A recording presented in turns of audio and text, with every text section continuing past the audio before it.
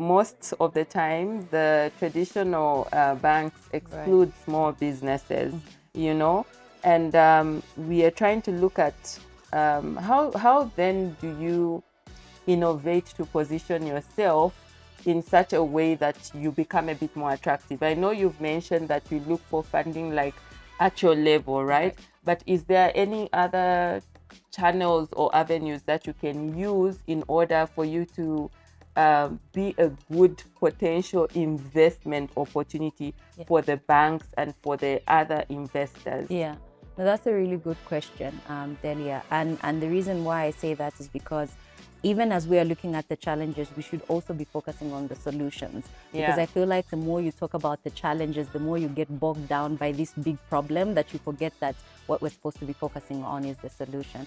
So coming back specifically to your question, there are certain things that you can do as a business owner and as a business to ensure that you are a good prospect for different financiers. One of the things, obviously, if we were to kind of like categorize them, there's elements around the foundational elements that relate to your business. These would be ensuring that you are fully compliant with the regulations that govern the space that you operate in.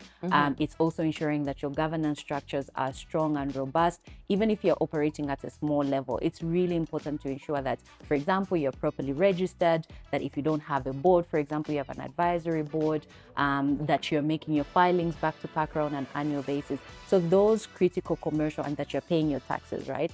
So those are the critical compliance elements. And then there's also obviously elements around ensuring that you are strategic enough and that your growth strategy is robust.